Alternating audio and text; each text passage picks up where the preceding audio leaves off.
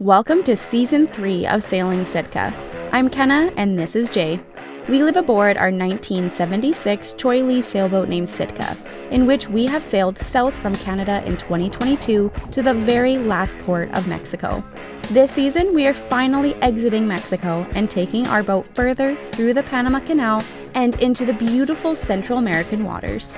So hit that subscribe button and follow along, as this season we are sailing as far and wide as possible. You guys you make this happen, and we couldn't do it without you. So thank you so much for tuning in to this week's episode of Sailing Sitka, and I hope you enjoy. A couple weeks back, we set out from Linton Bay with full intentions of making our way back to the San Blas Islands. But once again, our engine had other plans. You might be thinking, wait, haven't you guys been dealing with engine issues for a while now? And you'd be right. We lost engine power while transiting the Panama Canal, which was a total and complete mess, caused by clogged fuel filters and dirty fuel, in which we did sort out back in December. Since then, we've logged in over 100 engine hours without a hiccup. So what gives this time? Well, last week, Mr. Jay Frizzle himself put on his problem-solving hat and ran through every possible cause for the engine dying. But even after exhausting all options, we still don't have a clear fix, or any certainty at all. That being said, we weren't about to hang around for another month waiting on boat parts just on a hunch. So we thought, screw it, and decided to push on and jump on this weather window while we still could. So now we're headed back to the San Blas Islands, once again without a fully reliable engine, but this time with better morale and an even stronger urge to keep moving. Once we're settled, Jay is going to dig back into this engine mystery and see if there's anything he missed or if there's anything left to tweak, at least enough to keep her running until we can wrap up this season and can tackle this properly, not while anchored in the middle of nowhere. Thank you so much for watching, and we really hope you enjoyed this week's episode of Sailing Sitka. The three long ones like this are going to be off the whole time. Okay.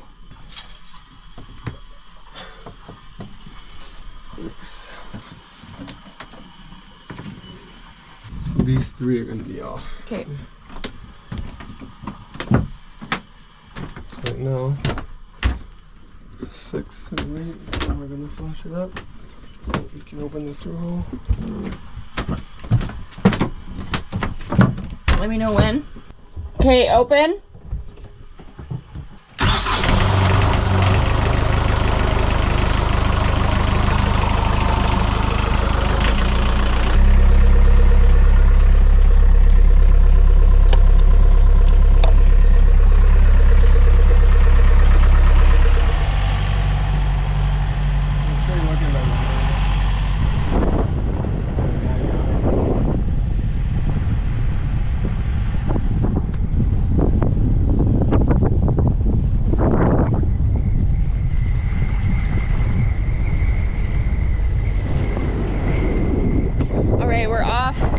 We are going through this inside passage to hopefully avoid those really, really large and confused seas out of the entrance of Linton, and we're hoping that'll help not put so much strain on our engine. So that's where we're at right now. Jay's at the helm, he's navigating.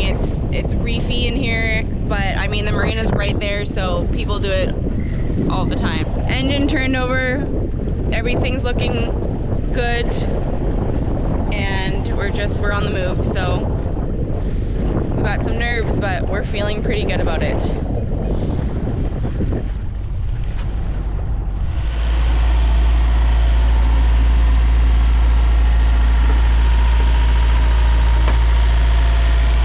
Pretty sure that's 100% the problem. So talk to them, what's going on though? So the primary Raycor, so we have a dual one, the one we normally always use. I guess over time it developed an air leak because I could see bubbles coming in when I revved up this morning and coming through, and I was like, I don't think I've ever seen that. I don't think that's normal, and Googled it to be sure, and yeah, it's not normal. So we switched to the other one. So touching wood, because that'd be an easy fix. Just get a new bowl, a new gasket, like $200, but it's not rocket science. I feel a bit silly admitting this, but after multiple engine failures, There is just something about that final low rumble, the engine's last cough, that instantly sends my heart racing and my mind spiraling with anxious thoughts. It's wild how quickly panic can set in, but in those moments, I'm incredibly grateful for Jay and his quick, calm thinking and steady ability to troubleshoot safely. You know how they say people fall into a flight, fight, or freeze in stressful situations? I used to wonder which one I'd be. Jay, without a doubt, is fight, and I think I lean more towards freeze, but under his guidance and support, I've learned how to step up and fight too. That's something I'm genuinely proud of, because a few years ago, my crippling anxiety would have completely taken over. Back then, I don't think I could have handled any of this. A good friend once told me life is wiggly, and honestly, he couldn't have been more right. Things rarely go according to plan, but what matters is learning to shift your perspective, face the challenge in front of you, and keep going. That's exactly what we're trying to do, and I couldn't be more proud of us. Not just for pushing through, but for growing stronger as a team every step of the way. Because this shit can be incredibly stressful, more so than we can even begin to capture on film. So like we figured out there's an inside route here, right in here. The worst weather is going, normally we go out here, and this part here is the worst, going all the way around this island here. That's where all the crazy waves were until you get about here. But we can skip most of that by going inside. We just didn't know about it. And it is a bit sketchier because we have to go around this reef here. If you film this, we have to go around this reef right here, which is not a lot of space, but we made it.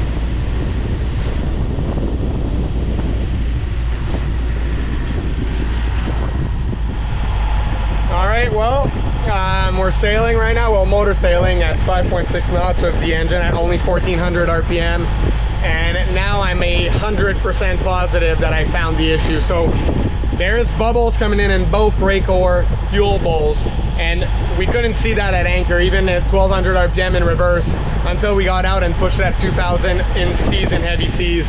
And then we saw bubbles going through one. I'm like, oh, well, that's easy. We'll just switch to everyone. This one's leaking. We'll figure it out. They're both leaking.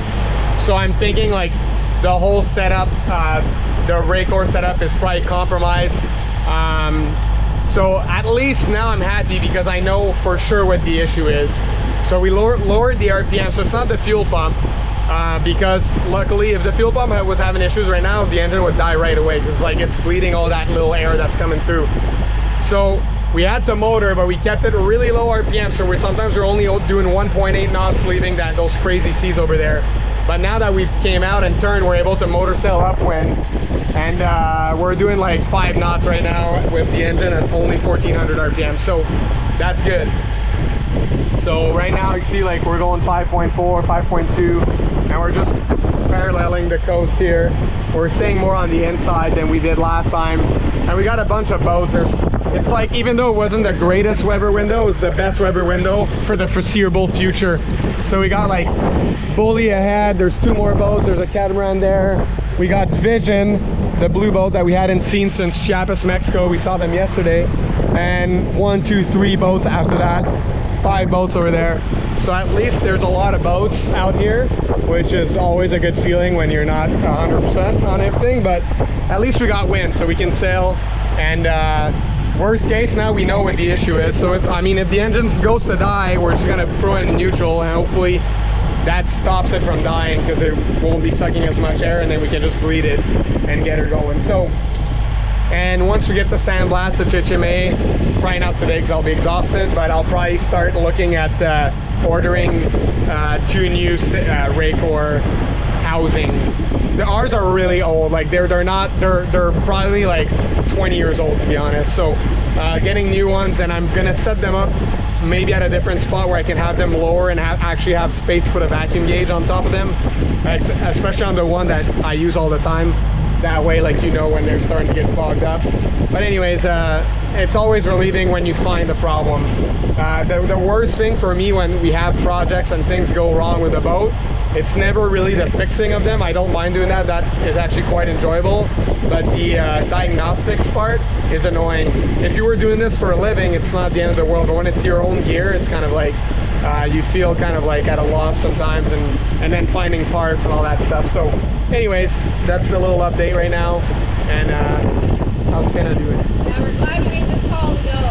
Yeah, so if we hadn't made the call to go today, we would have waited 3 weeks in Linton, got a brand new fuel lift pump, would have installed that, would have went out offshore and figured out that that wasn't the issue, and I would have seen now the bubbles only once we got out that was the issue in the bowl, and then I would have been pissed because we would have wasted 3 weeks there, a new pump, and then still would have had the issue. So I'm happy with the decision we made.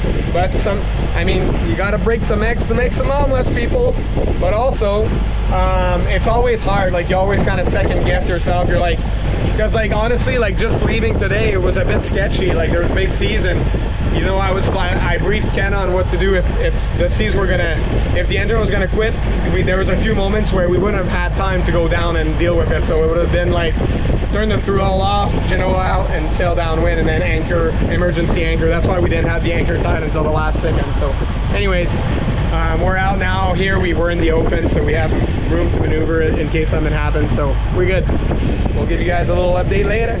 There's something deeply relieving about finally gaining clarity after days of stress, anxiety, and relentless troubleshooting. As many of you know, sailing isn't easy.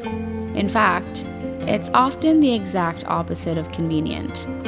Unlike life on land, there are no shortcuts or cheat codes. It's demanding, exhausting, and mentally tough.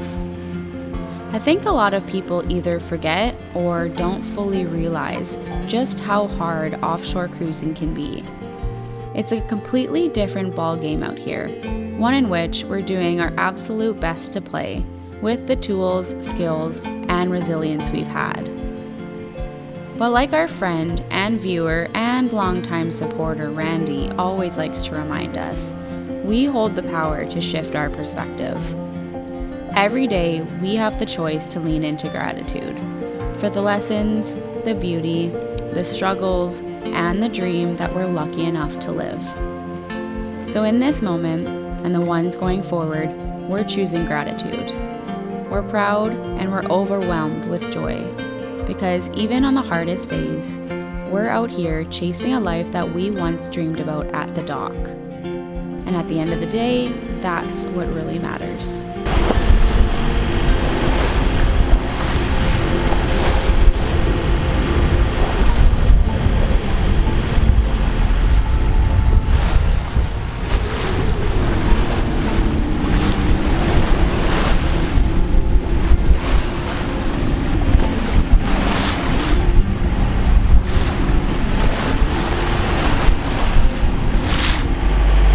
We've been out here 6 hours, but Jay looks like he's been at sea for 60 days. That's right. You're my boy, Blue. Let's go. I need the sun cover right now for my neck. Like, my neck is like on fire. I've been sitting here all night. Now we're going a little slow too. Pointing a little high there, bye. A little high there, bye. 4 knots. Oh. Thanks for the update, Captain.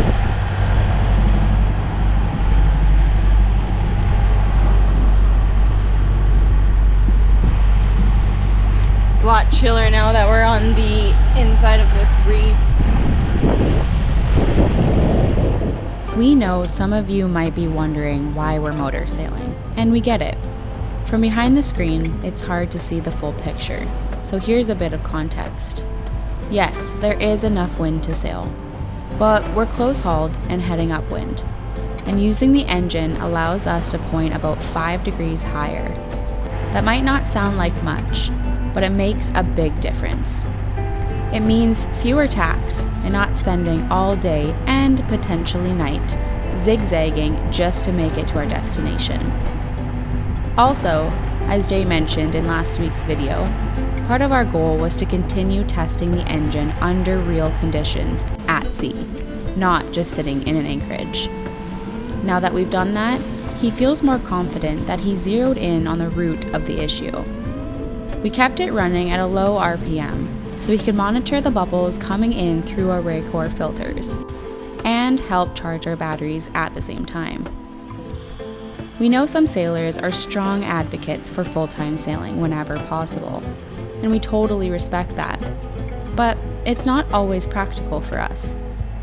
And this is the approach that works best for us in our current situation. We always welcome your feedback, but we wanted to give you a simple and honest explanation of why we chose to do things this way. Also, worth mentioning, a small cruise ship passed by us just as we were starting to make our approach towards the islands. That's not something we usually see around here, at least not from our experience, so it definitely caught us off guard. But what really stood out to us was the way the ship was moving. You could tell just how uncomfortable the swell was out here. It really put into perspective the sea state and what we were dealing with before finally getting tucked in behind the reef and into the sheltered entrance of Chichime. All right, we are about 1 mile out, and Jay was using the binos to see how many boats were in there, and there's about 15 to what we think we can see. So it's gonna be a little bit of a tight squeeze, but the last time we were in Chichime, the first time we were in Chichime, there was about 25 and we made it work, so we'll see. But yeah, so far this entire sail was, you know, touching wood, really good. Sitka held out for us. She showed us what she's got, and we're very proud of her. We're very ready to be out of these swells and behind a reef and in a flat, calm anchorage again. Very excited.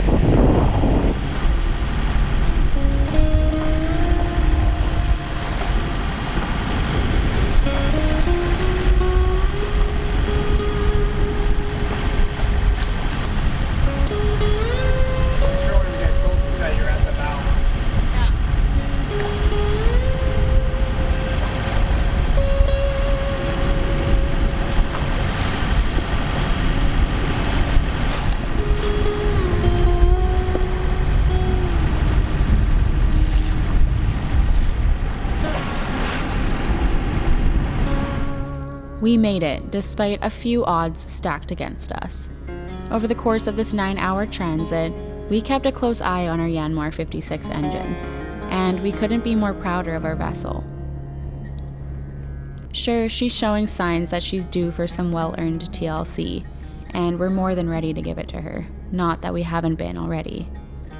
Some people have suggested that we don't take care of our boat, and honestly, that couldn't be further from the truth.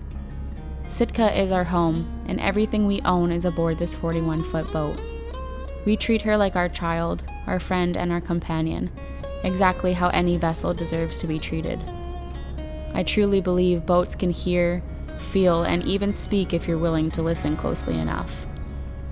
So I think the word of the day for this episode should be Sitka. Because no matter what, and no matter what breaks, leaks, or falls apart, she keeps us going to where we need to be. Cheers to Sitka, and cheers to all of you for cheering her and us on. Thank you for watching, and we'll see you all next week.